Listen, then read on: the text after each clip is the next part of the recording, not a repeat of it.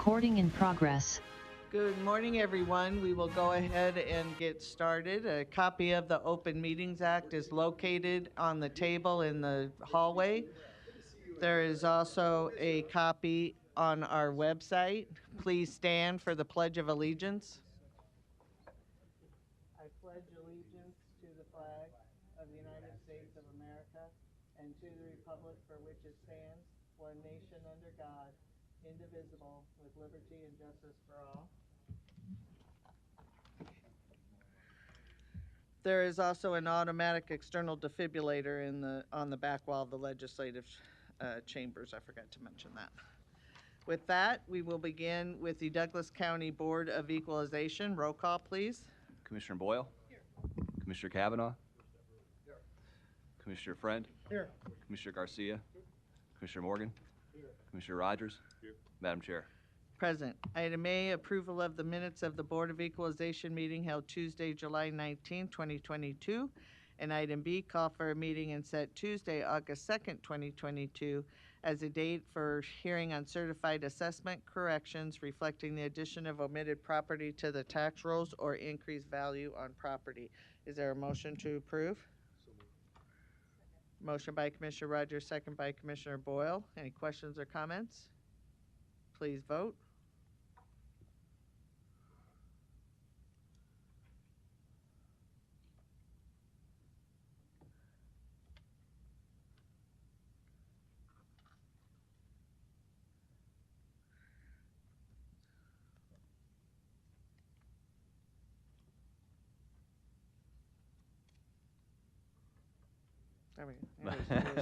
Sorry about that. Motion passes 7-0.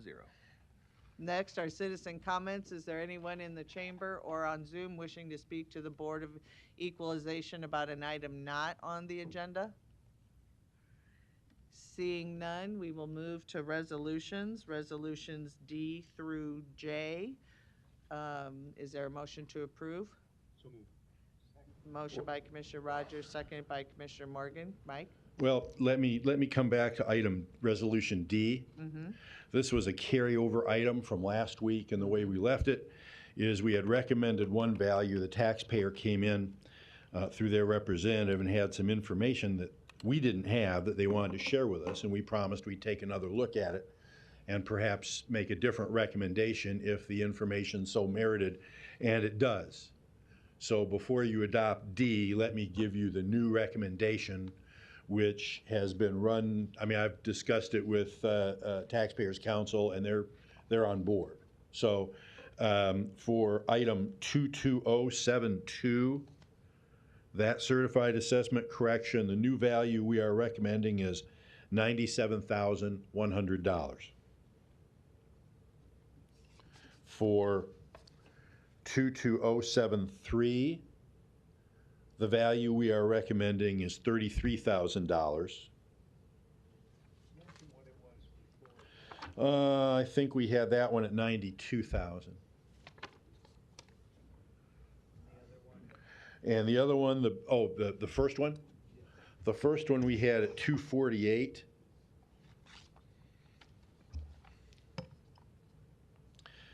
And the last one we're recommending was at, well, let me give you that number first so we don't get it all twisted.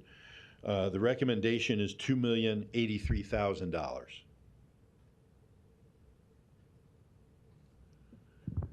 Previously, we were at $2.7 million. Mr. Goodwill, Okay. would you mind, for me, so I can get it down again, not, I have the previous, but just what you're recommending for each CAC again? Okay. For 22073, we're recommending $33,000. Okay. For 22072, $97,100. Okay. 22074, $2,083,000.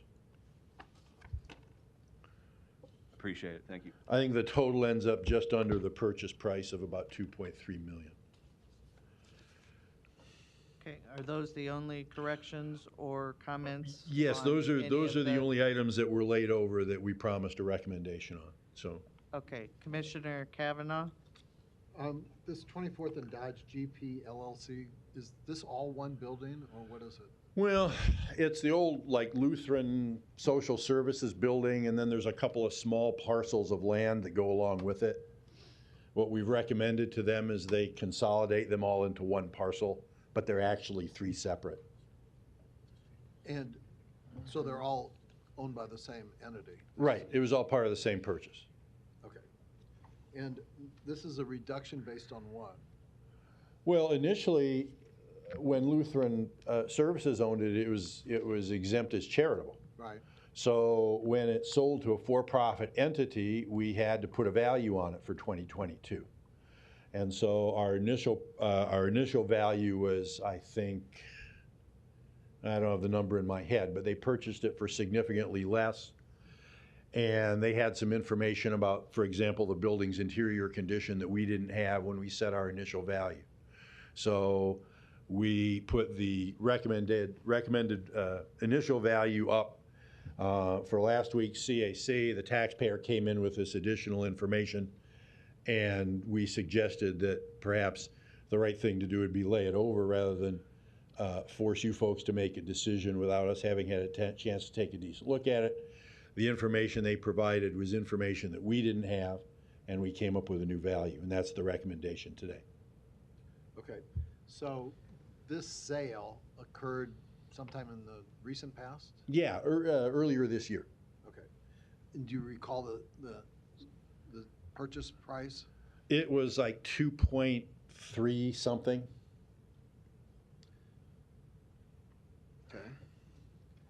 And then you had initially set the value at something in excess of 2.3? Yes. Do you recall what that was? Oh, give me a second. Was it 2.7? That sounds about right. Okay. And after all this is done, what is the assessed value end up? Give me a second. The total will be somewhere in the vicinity of 283, like 2.25, thereabouts. Okay. And it's your opinion that's a fair valuation? That at least is what our appraiser recommended and thought was reasonable based on the information that was provided to her. So, yeah. Okay. Thank you. Commissioner Morgan? So Mr. Goodwillie, it was sold to, I know it was exempt before. I went up and looked at it with Lutheran. Most of it along Dodge is a parking area to the north of the building. I think what you've done is pretty fair, looking at the purchase price and so on. Now, the sale must have taken place in January. It was after the first of the year. Yeah, right after the first of the year, so it would be taxed. Absolutely. In fact, if a property goes from exempt to non-exempt prior to levy date, it'll get a value and a tax bill for the year. Okay. All right, that's great. Thank you very Sure. much. Any other questions or comments? Is the maker and the seconder okay with those changes that were made or just given to us on item D? Yes. Yes. Okay. Please vote. Madam Chair, do you want to include in German or? Oh, take- yes, and okay. in German, Okay. yes. Okay, thank you. Thank you.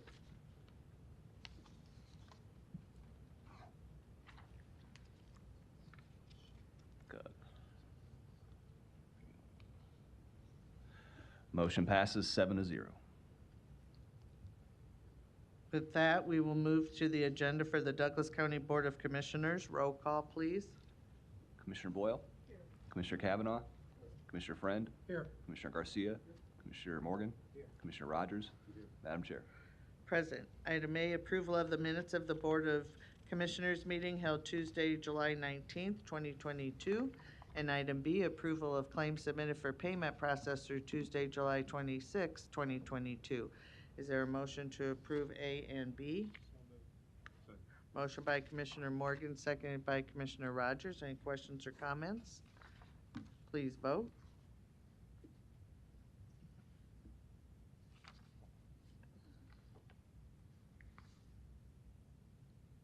Motion passes 7-0.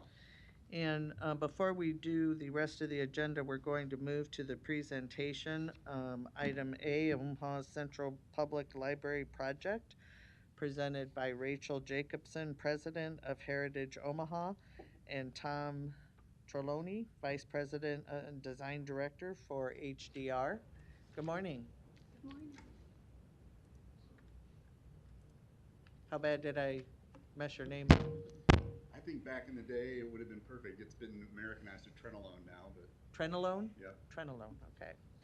Hi, everyone. Good to Good see you morning. all. Thanks for having me. I'm Rachel Jacobson, President of Heritage Omaha. We are a nonprofit organization that builds community assets with the goal of making Omaha and the region a more dynamic and vibrant place to live. Oh, did I forget to, Rachel Jacobson, 765 Fair Acres Road. Okay, got it. And then Heritage, public libraries are about safe spaces and equitable access to information. Libraries all over the world have had to adapt to rapid change in an information landscape that continues to transform the way we live.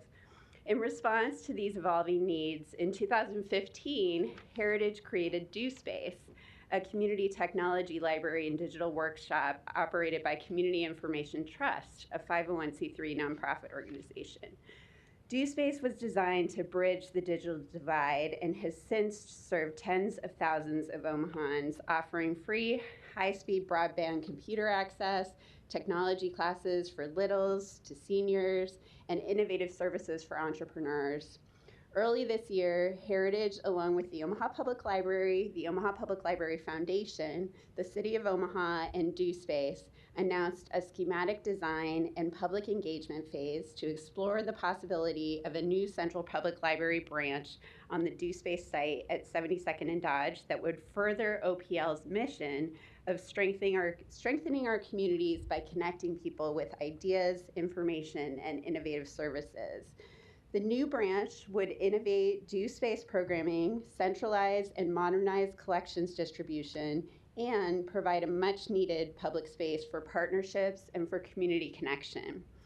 Yes, books, yes, physical collections, but also programs that address the digital divide and safe, adaptable, and inclusive spaces for all community members.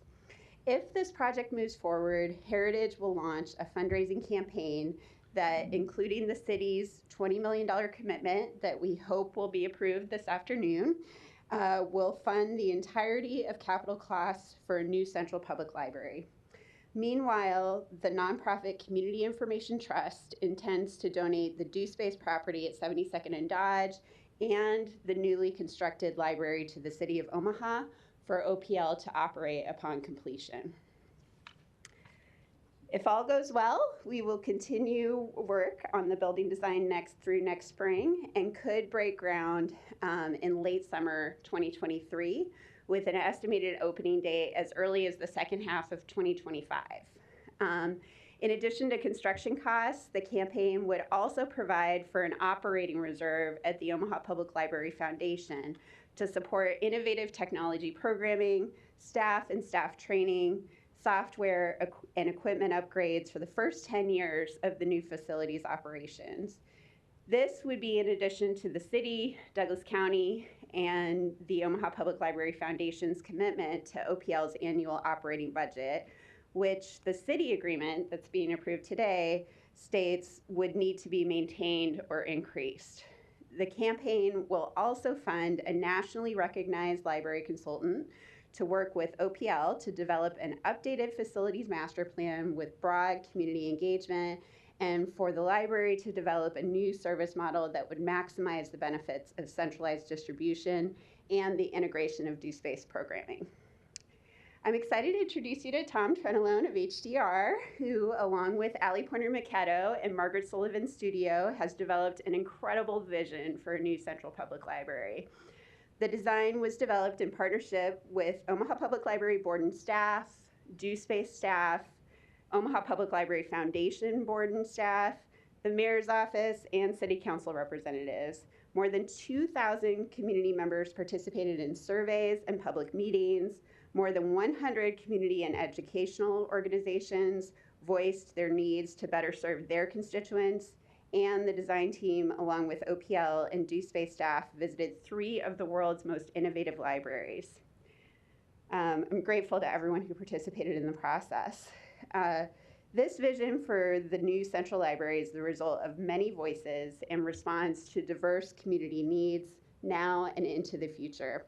It has truly been an honor to work on this and to envision a bright future for Omaha, fueled by a library system that celebrates and honors OPL's dedication to literacy and access and serves our communities, our city's evolving needs from now into the next century. Tom? Good morning, everyone. Morning. Tom Trenelone, 17116 Burdette Street. HDR, Vice President and Design Director. We're going to give you a really quick 10-minute overview of the design. We've given you books that'll be much more developed in that so that you can see all the engagement that Rachel just mentioned. It goes through all of that, including the schematic. So, the design pillars for the project were developed during the conceptual stage, and we're currently in the schematic phase. Those pillars are simply, as Rachel just mentioned, it would be a library that is the envy or is an icon for other people to see how it's done, to be equal to the best libraries in North America and Europe. Design would be important to that, and the fact that it will be a city icon, the identity of the community itself, and very similar to those that we have seen in our national peer reviews. Sustainability will be important, but we will consider sustainability in 2 manners, not only the environment and the environment and the planet, but we also want to talk about the idea of sustainability for the public library itself and its continued service to the community. And then, of course, any library should be 100% about community and the idea that this is a public place, a place for our residents, those of the county and the city itself, and how it can serve them for a long period of time, 50 to 100 years. We also use the moniker, the idea of finding your place. I was a Swanson Library kid. I like to think that one of the reasons I became an architect is I had the opportunity to do the summer reading program and learn how things went together.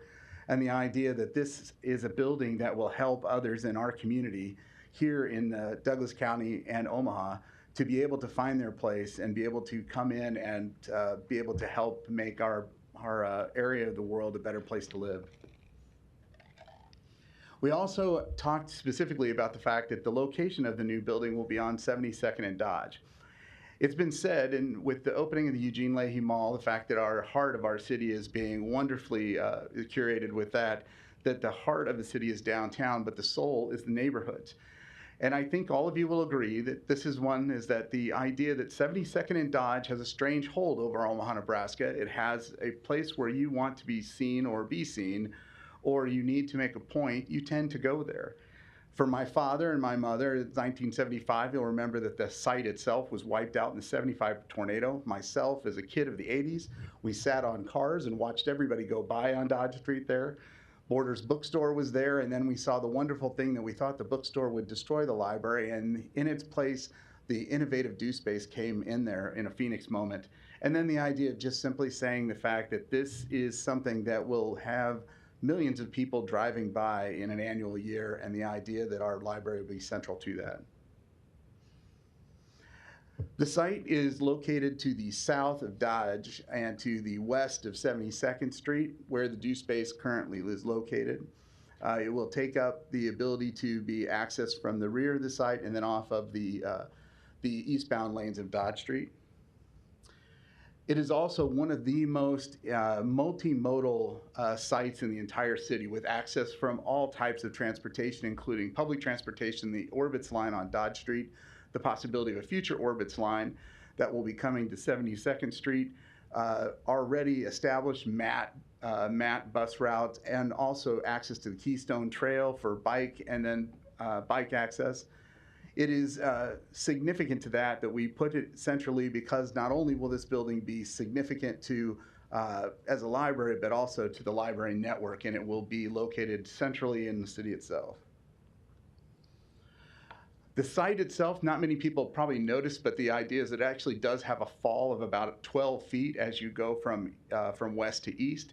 And that's allowed us to allow for an entry point on the west side of the site for major parking area and the west entrance of the facility with a ramp that allows you to go down. And that allows you to go down to the Douglas side of the site, which allows for a level of underground parking, the loading dock, and then the return and the pickup for the books that can be done for the library, which has gone up significantly in the last couple of years. The building architectural concept is one where we want it to be iconic and holistic, but also to represent the great diversity of Omaha and its people. So as you can see, the concept itself introduces the idea of that lifting the edge and finding your place, the idea of that finding your element in a book as you crack the corner, and then introduces that to the idea of a unitized system that allows for multitude of block units that allow each and every one of the possibilities of the population of this city to be kind of represented in an idea of components that make us a cohesive whole. The elevation along Dodge Street is one where, again, those units allow for an active facade, and then the facade itself lifts like we looked at that book on either side, both to the east and to the west. The east side will be directly available to public transportation, and then the main automotive entry point will be to the west. It is intended to be one where it is equal, and the idea that if you enter on the east or in the west, you can actually see through the entirety of the building itself. But again, that opportunity with that 12-foot drop, it allows us to separate elements of the service areas of the building. But also, as you can see, that allows for service areas for the library staff to actually be able to get daylight, so they're not into a Dungeness basement area. But it also allows us to separate the service areas from the public park area, or the green space that is at the heart of where the do space used to sit. And the building itself actually wraps and protects the green space from the busy elements of 72nd and Dodge. That in itself opens up to the interior and allows for cafe and public common spaces to look out on that green space year-round. And then you can notice on the interior, it allows for the building to actually open up in a multi-story level that allows for that green space to be experienced from all levels of the library. The building itself is 4 floors, including the one that is technically slightly recessed there for the service area. And then it has what we found on our trips that Rachel mentioned was the idea we introduced a mezzanine that allows for meeting spaces and a little bit of a observation post to see the main part of the library. Second floor of the library comes up and it has the main children's areas that are there and activated with storytime reading. And then also that second floor will become the home to do space as well. Do space will actually be increased in size. The areas for 3D printing will double in the new program, and it will be available in the same location or same manner that it was as it exists now. But what is probably the most unique element to this building itself, and I think if any of you watched on Sunday morning, for CBS Sunday Morning the other day, the idea of the public library is alive and well. Everybody is talking about it. And you talked about all the different components it had. The interesting thing about ours is that we are introducing an automatic retrieval system into the library, and that is one of the reasons why it is a central library, which will serve all the branches. But this is interesting because it allows us to put all of our collections in an automated storage space. We would be the first public library to integrate this technology into the building. And it is one where it allows all of that space that we usually use for warehousing books to be turned into, as Rachel mentioned, better areas of display that we can use, but it allows us to help free up some of the square footage that we already have in the branch libraries and introduce the ability to not have to get rid of our volumes, but actually be able to keep them and not have to completely digitize them. It is one where it is a unique system. We actually went to the James Hunt Library in Raleigh, North Carolina to see the system and see how it works. It is one where we believe that it will do excellent things for the library and offer a great deal of flexibility. And it one to you as the importance of this project is to simply make sure that, again, that sustainability that the library, Omaha Public Library, will be able to continue its mission for a long time. The design itself hopes to establish an element of that public space that libraries are well known for. This is the final image here you can see is the idea of the quiet reading room with the hearth that sits on the top of the library and allows for people to look out to the south and to the north and to the east. And with that, if you're looking for more information, and the intention to be brief today is simply the fact that you can go to omahacentrallibrary.org, and also the books that are provided with you there. All the information on the engagements and then the schematic design are available. Thank you. Thank you. We have a couple of questions. Commissioner Kavanaugh? Thank you. And thank you for this, Rachel and Tom. I love libraries. I'm a bibliophile, and so I'm very, very interested in what we're doing. You know, growing up in Omaha, of course, in love with our old library down here, and I wish we could have done something with that. But the ideas that you're putting forward are very exciting. And, you know, I just got back from Washington, D.C. I always go to the Library of Congress when I'm there.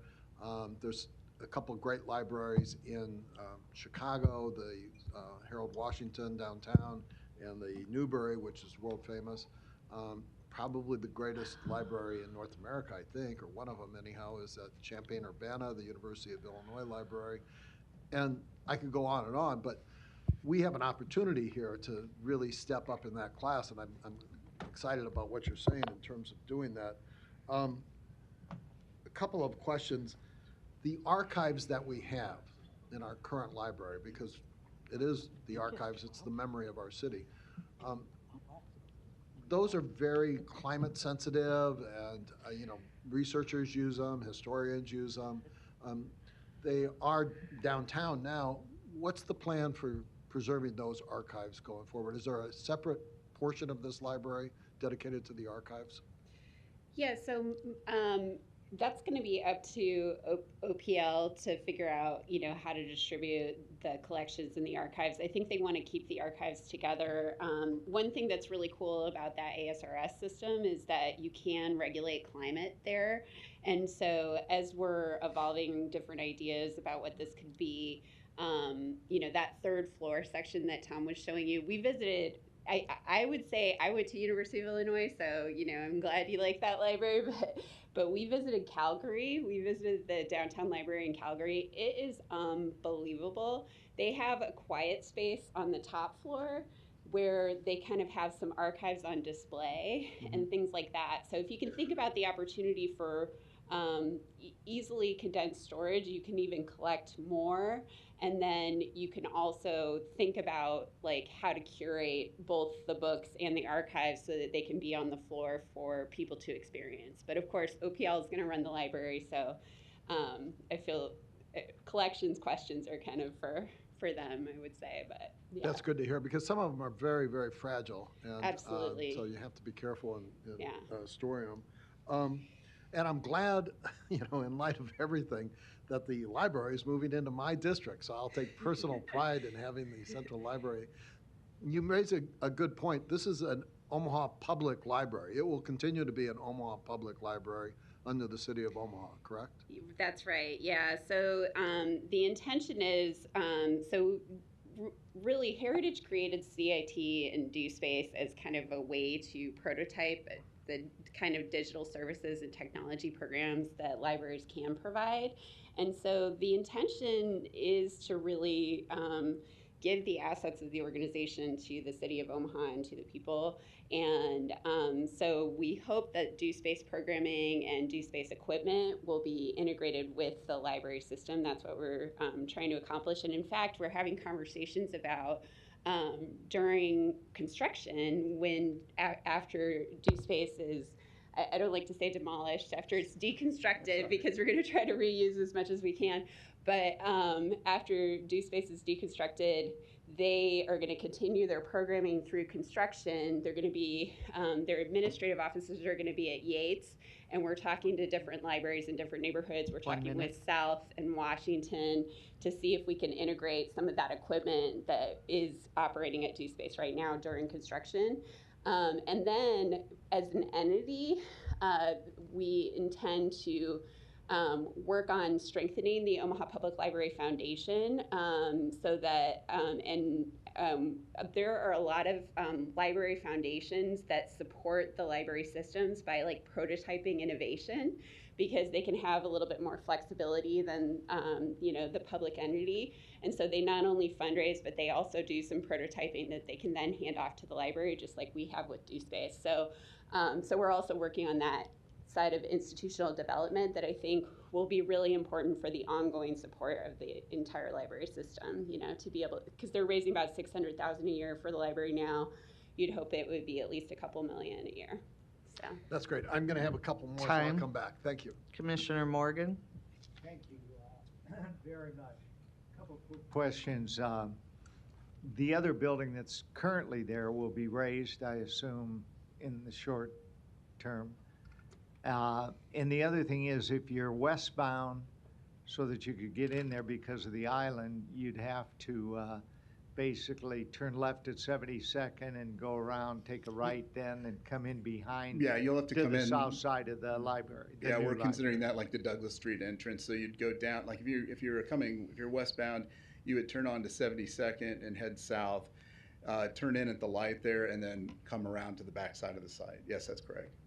And then when you talked about the tornado in 75, you had Kinney's restaurant on that corner, but the tornado then, there was some loss of life at the post office on the west side where Nebraska Furniture Mart is, and then it basically went off in a northeasterly direction and wiped out the Townhouse Hotel at 70th and Dodge on the north side of Dodge Street.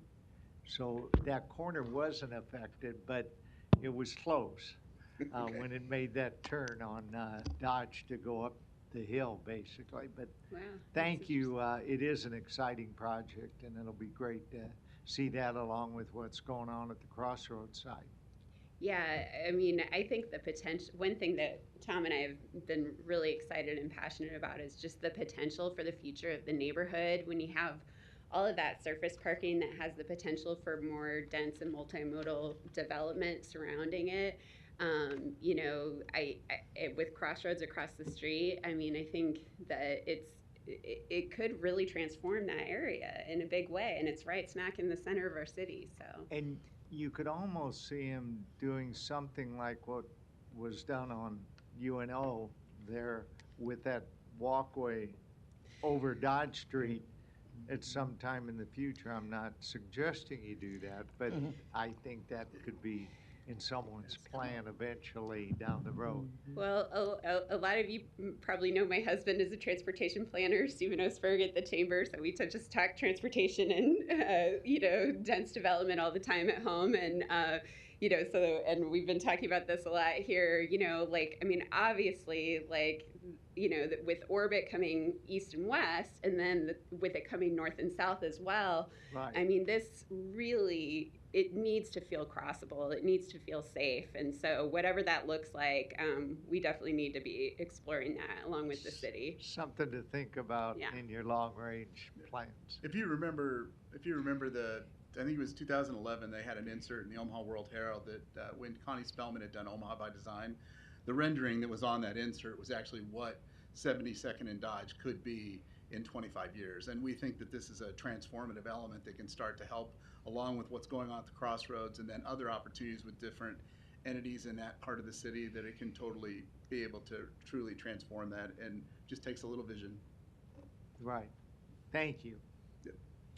Commissioner Kavanaugh?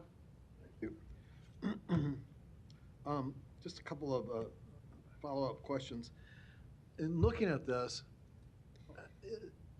there's a kind of a entrance on Dodge Street, and there's an entrance behind that where you would come off of 72nd Street, and there's an entrance on the west side, kind of by the parking thing.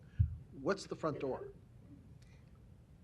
Yeah, I mean, we think of it as, it's a building question, you Yeah, should probably I mean- answer, but yeah, we wanted to prioritize the pedestrian experience and the experience of people arriving by cars. So they're both front doors. It has two front doors technically, Yeah. but it has the door to the west and the door to the east. The east door is to simply reduce the walking distance if someone is actually taking orbits or the mat Right, and right. they come off. The idea is they can enter in there. The other one too is it is a true civic building, and the intention is that those steps and the entrance there is that kind of hearken to the classic Carnegie Library that has the civic element that would allow people to to be able to gather there. That's one of the other things too is currently on 72nd and Dodge when people get together like that. I mean, it's not exactly the safest gathering, and the intention is we wanted to have a civic space that people could occupy if they chose to, because it is their library. And then the intention then is on the west side. That's primarily like for Lyft or for automobiles or for buses that are dropping kids off. But the important thing is when you come in from the east or the west and you stand in either one of those doors, you can see completely through to one door or the other. That's the important part. So the what appears to be an entrance on the south isn't really an entrance on the south, is that right? There'd be access to there would be access to the garden via the cafe and others, but I mean technically no, there's no Well, major entrance you to can that get point. in on the lower level of the garage, right? So, Yes. Yeah, yeah. Right, so, right. But that is, yeah. again, the lower level of the garage is directly related to the entrance on the west side right above. You'll be able to see that from the point that you enter in because Okay. the floor is open, so you'd be able to see that and go up the stairs. Great. And you have an interesting, I think this is page 116, design towards net zero building, talking about how green the building is. We have pushed really hard to attempt for a very green building. Our stretch goal right now is LEED Platinum, and we have set a benchmark of LEED Gold. And the hope- What, I'm sorry? LEED Gold is our benchmark, but we believe that we can stretch for LEED Platinum. Okay. So that would be introducing renewables, and it would have the opportunity for renewables and some ability to use in air changing elements inside the building itself. We see this as such a prominent city building. We want to be able to model the possibilities for sustainability and building practices. Okay, so this renewable thing, and you do have a category in here, just for the public who might be watching, walk us through that real quick. The renewables on the building itself. Like renewables would be the idea that you would have either wind or solar elements. What we're planning on right now for our targets is using photovoltaics, which would be solar panels On the roof? on the roof.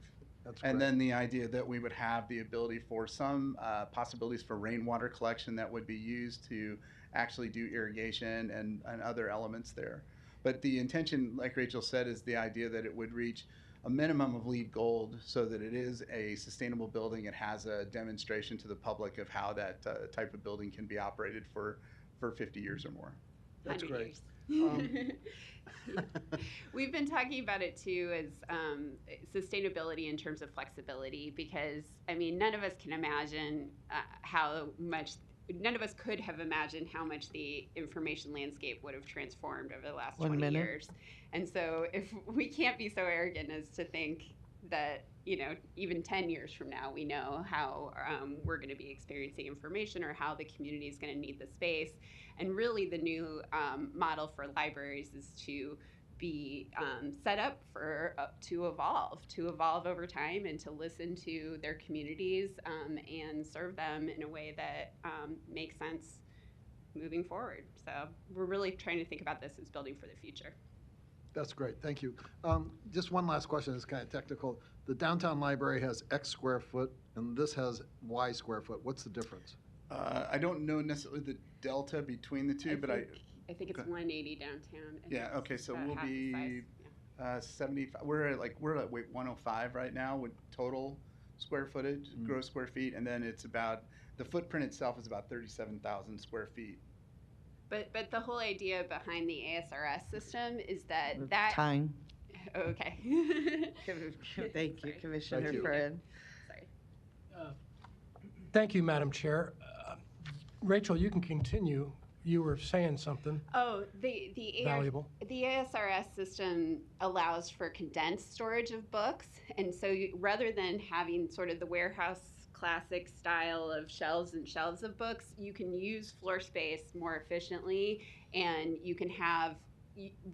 It has the potential we're not sure exactly. We're working on some cost stuff right now, but we have up to 700,000 materials can be housed in that 4,000 square foot footprint.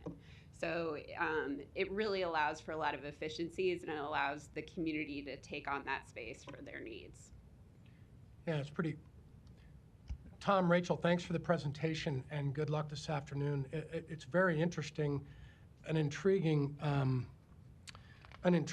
project. Can I ask you real quick? The quick question is there space? You might have alluded to this. Is there space, meeting space, multi-use, assembly facilities within the? I want to have a training class for my company. We Yeah. come in, book the space. That was What type one of of the- capacity? Well, I mean, right now, the one thing that the library doesn't currently have, this will have a 300-person assembly area that can be partitioned into 3 separate meeting rooms of about 50 people a person. Then we also have introduced, I think, close to 20 different meeting rooms that are of various sizes throughout the building. And that goes back to Rachel's point of the idea of how flexible it needed to be for the ability of public services, for community meeting space. And when you look through your documentation that you all have there, you'll see that the wonderful surveys that Margaret Sullivan Studio did for our team with Allie Pointer, Miketto, and ourselves, is that was one of the meeting spaces were one of the #1 things that the community wanted to be added to this space itself. And I think we've done a good job of incorporating that. Yeah, I think there's a couple dozen conference rooms of different size, and so that can be used publicly. And so that's another model for libraries right now. Interesting. Is there, my guess, it's not even that much of an educated guess, really. My guess is it's very difficult to try to figure out, when you have a library system, it's very difficult to try to figure out what type of attendance, usage, what type of people are there every day. The numbers walking in the door, you don't have a turnstile, you're not charging people to walk in. I would imagine that's a challenge. Are there innovative digital ways to try to figure out what that footprint looks like? So in other words, let's say 400 people use that building today. How close can you get to that 400 number based on what we're doing in the library sciences, right? I don't know. Is it possible even? I think they're tracking attendance pretty well, and I'm not sure, again, that would be a question for OPL, what their systems are right now, but Yeah, I would agree. yeah, they do a good job of tracking their attendance and tracking their collections. Like Nancy Novak with Allie Pointer Miketto did a number of sessions with the Omaha Public Library, and the numbers that are based in the program that we have and the size of the building we have are based on interactions with OPL. So I mean, I know that they're based in, and if you're looking for the numbers there, that's what those numbers are based on, is interaction with the public library based on their need. Okay. Yeah, thank you for the time. Thank you, Madam Chair. Thank you. This may not be the question for you. It may be one that I need to ask the city about. But we have a library tax for unincorporated areas. And will this increase the operational costs of the Omaha Public Libraries? And if so, has there been any discussion? Because again, it'll definitely affect the unincorporated citizens of Douglas County. Right. So along with the city agreement this afternoon, the city is committing to either increasing or continuing their support. And there's actually a line about them increasing as much as other departments increase over time with along with the library. And so you've got that net that's already there. And then you have the contribution from Douglas County.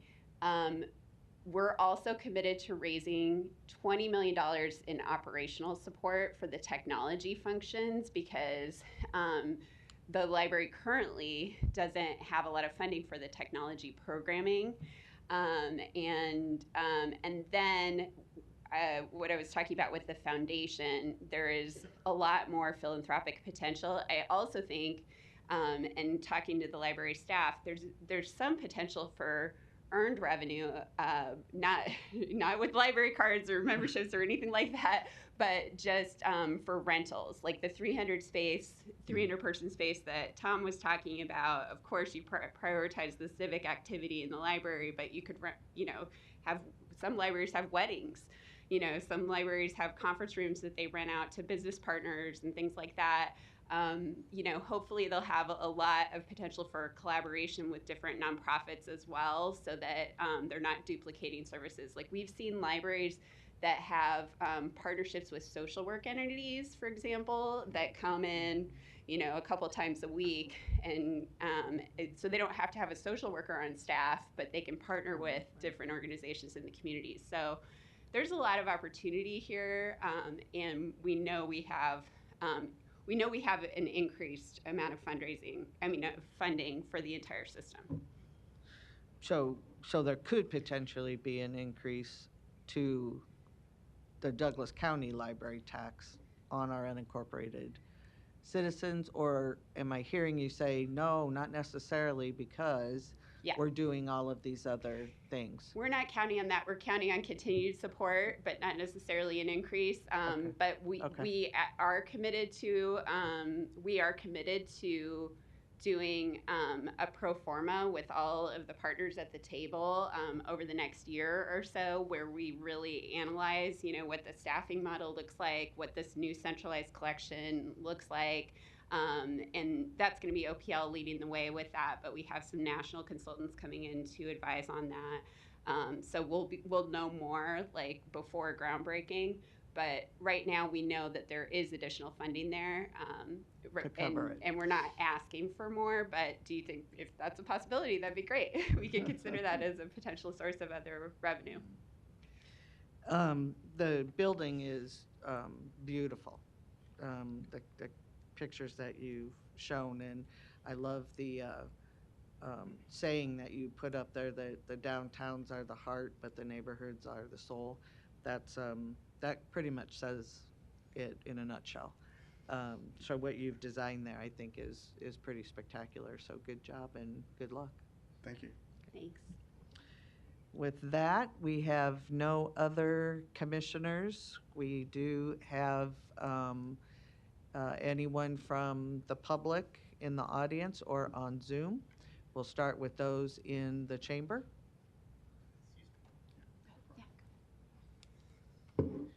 Luis Jimenez, 2709 Dewey Avenue. I've seen the presentation that was given to the City Council last week, and it was an agreement. So I'm going to offer some suggestions. I agree with this. This is spectacular, like you said, Madam Chair. I would like to see some geospatial content and printing available there. You guys have big printers. Making that like dedicating a space for that, that'd be great. It's kind of like what I come here sometimes is to the Civic Center to get some maps. The other one, shoot, I don't remember what the other one was.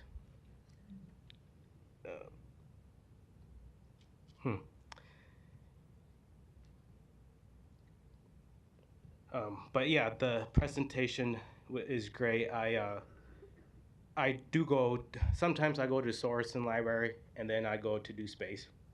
It's along the orbit, so commingling the library and Do Space is a great idea.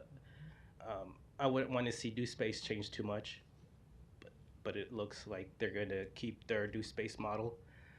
And that's about it. Thank you. Thank you. Anyone else wishing to speak on this presentation? Excuse me. All right. With that, thank you very much for being with us this morning. Good luck this afternoon. With that, we will go back to the consent agenda, items A through L. Is there a motion to approve? I make a motion to approve with the removal of H2. Okay, is there a second? Second. Motion by Commissioner Rogers, seconded by Commissioner Boyle. Is there any question? Commissioner Kavanaugh? On item I, resolution to approve demand for refunds, $543,766.07 from the Property Tax Division of the Treasurers. In looking at the backup documents on that. I'm just looking for some clarification relative to the purpose and distribution of this. I guess it's a reduction in an actual property tax bill or a number of property tax bills. I don't know if there's anybody from the Treasurer's Tax Division or anybody from our office who can speak to this.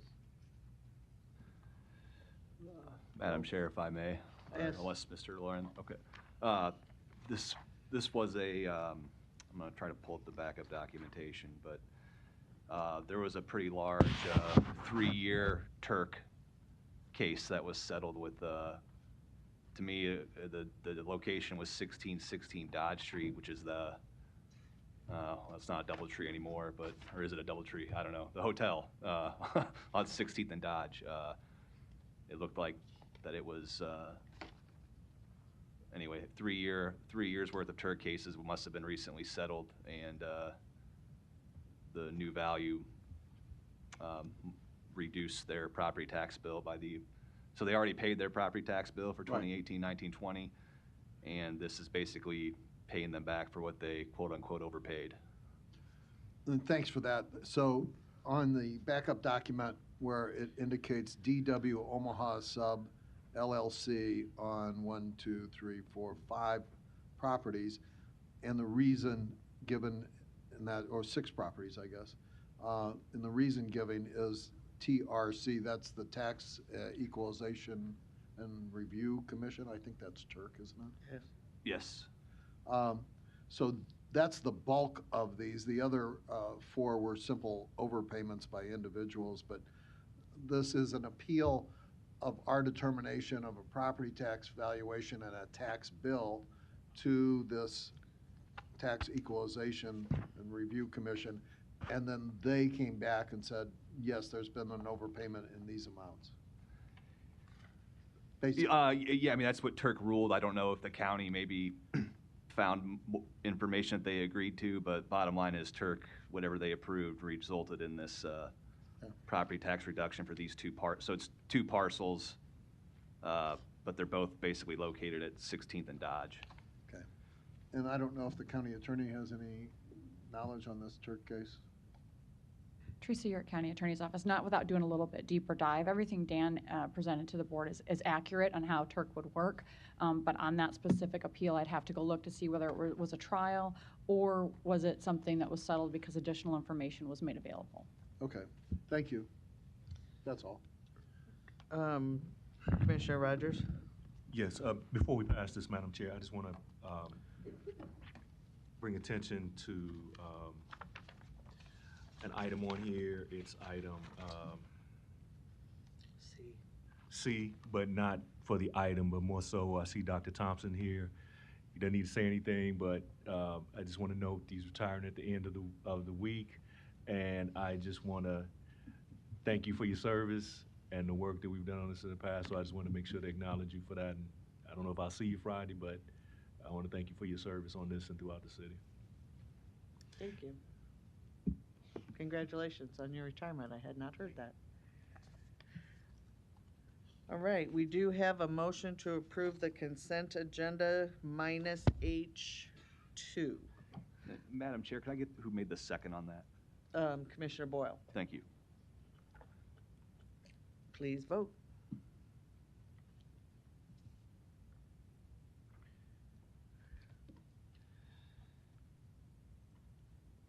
Motion passes 7-0. And now I need a motion to approve H2. Second. Any questions or comments? Please vote. Give me one moment, please.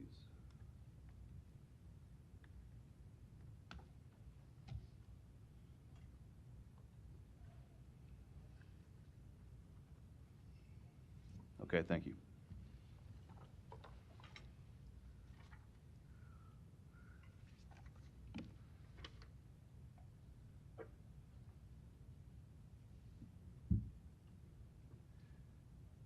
Motion passes. Commissioner Rogers abstaining, all other commissioners voting yes. Next are citizen comments. Is there anyone in the chamber or on Zoom wishing to speak to the Board of Commissioners about an item not on the agenda?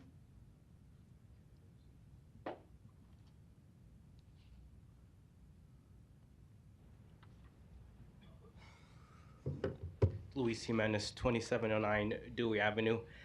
I just remembered what I was going to say. And I want to encourage you guys to look at your interlocal agreements or provide new local interlocal agreements so that the board serves like an oversight body for to all the other public bodies within the county. I'm a critic of some of the local bodies, and I don't think they're doing a good job. But partnering with like the city of Omaha makes sense to me to provide better services for your residents, because the vast majority of people who reside in Douglas County are both Omaha residents and Douglas County residents. Thank you. Anyone else wishing to speak to the Board of Commissioners about an item not on the agenda? Seeing none, we will move to public hearings. We do have a public hearing that was continued from June 7th and July 12th meetings. It's a resolution to approve a special use permit to operate a major home occupation on approximately 1 acre of residential property, specifically firearm sale and transfers. Address 10220 North 187th Ave in Bennington, 68007. And would someone refer, were we supposed to extend this to one more week? Yes. Okay, so the public hearing will be held open for one more week. And we've voted on that in the past, so I'm going to ask you to go ahead and do that again, and we'll leave the public hearing open until Okay. next week, and that's because the applicant is unable to be here today. Okay, and next week would be August 2nd. So moved. Second. Motion by Commissioner Morgan, seconded by Commissioner Boyle. One moment, please. Thank you.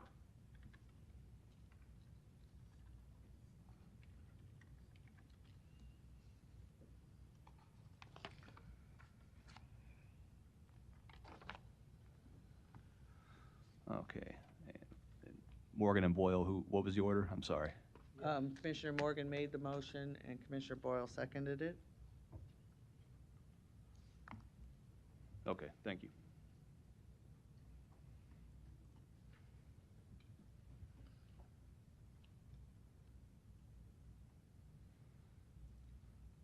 Motion passes 7-0.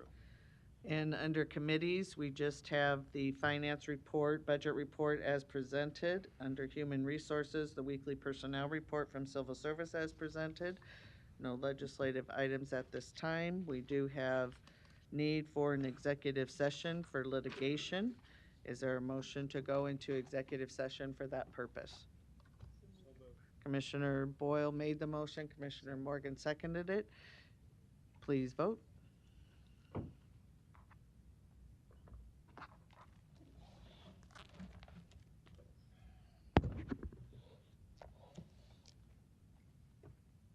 Motion passes 7-0.